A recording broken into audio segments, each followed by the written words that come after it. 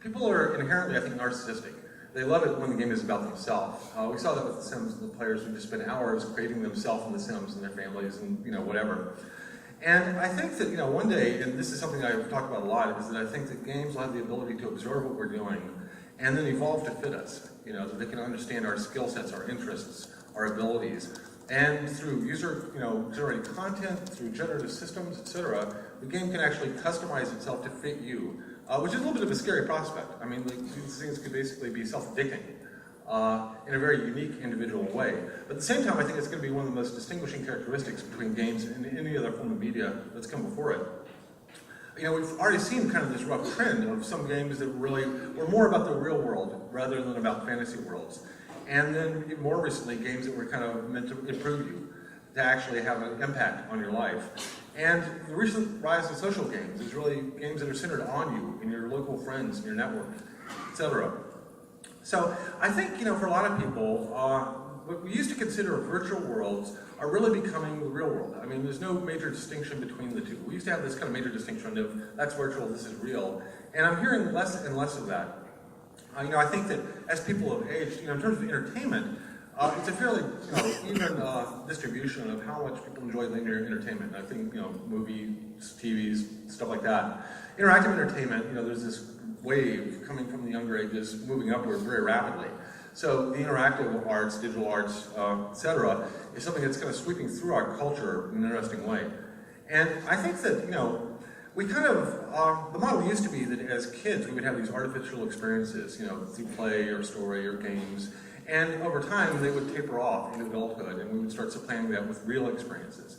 And again, I think this is becoming more and more of an artificial distinction. I think that more and more adults are playing games, kind of farther into life.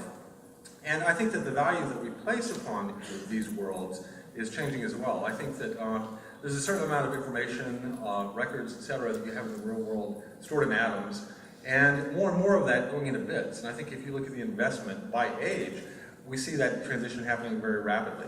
So if you just think about how much of your personal data, etc., that you have online, my parents, when they were growing up, had these boxes full of photographs, snapshots, etc. And this is kind of like the record of their life, and it was all in atoms, kind of on these little Polaroids. And if you think back, like maybe 150 years ago, how much data, one person generated in their lifetime that kind of lived after they died. What is their data footprint on the world? It's probably in things like census records, or maybe land deeds, stuff like that. Probably about 1 kilobyte of data. Some people, once they started, writing became very common in literacy. People started keeping journals, etc. But still, the amount of data that somebody would generate in their entire lifetime was fairly low. Then it got more common. We got mail. People started writing letters. I think that one person, maybe 70 years ago, might have generated about 1 megabyte of data in their entire lifetime that existed after they died. My parents, with all the photographs, if you consider the data contained on those, they probably produced about 100 megabytes of data in their entire lifetime that persisted. I probably, in my lifetime, have created at least 10 gigabytes of personal data, mostly in the form of photographs, and I think before I die, it'll be in the terabyte range. So I think, if we actually look at what's happening in terms of the data footprint that we're leaving on the world, it's right at the edge of skyrocketing now.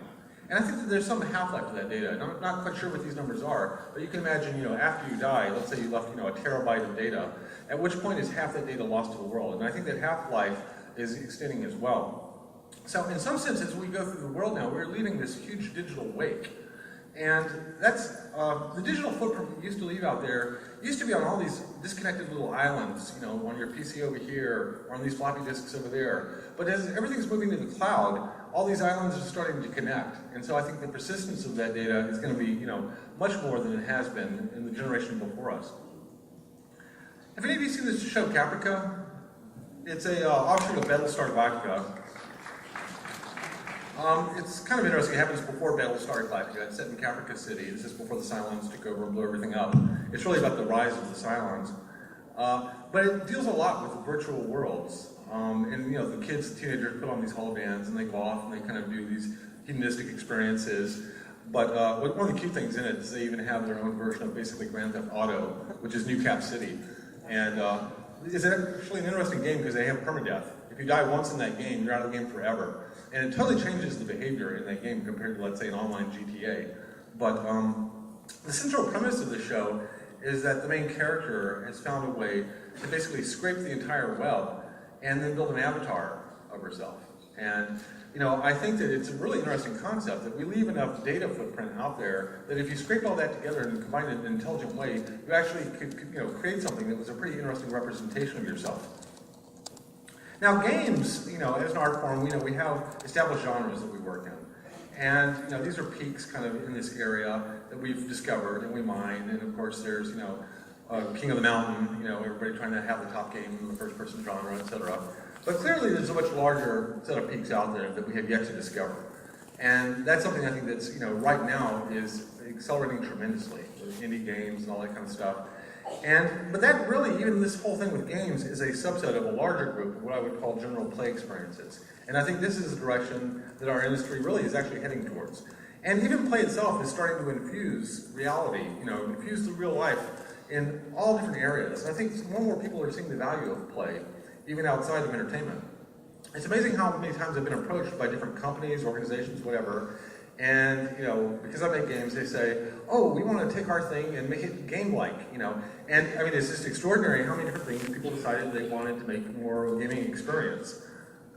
This is a very short list of type of things. But, basically, if we can just make this like a game, then people would love doing it. That's the magic solution. It's kind of like MSG. If we can add this to whatever our experience is, people will love it and invest all this time.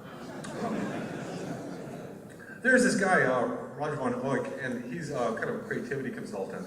And he does all these kind of cool things, just really kind of interesting ways to make you see the world differently or think about people's perceptions. And also just understand the way people see the world differently. And it's actually been interesting because he goes into these large companies as a consultant, and it kind of amazes me how playful they really are. If you can kind of break them out of their mindset, they can see the value of play. One of the things he did in some of these large corporations is he went into the very high-level vice presidents, and he said, "Okay, here's your logo, here's your slogan. What would your real slogan be if you really thought about it?" And I don't know if he gets them drunk or whatever, but these are slogans that the actual vice presidents of the companies came up with to represent them. I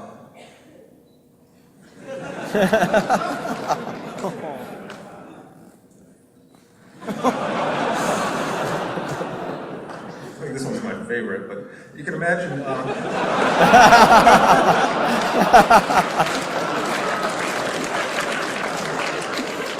Well, so people, I mean, even in corporate America, I think kind of understand the value of play and humor, and it's just kind of a different way to approach the world and think about the world. And really, if you can shift your mindset in that direction, it has true value.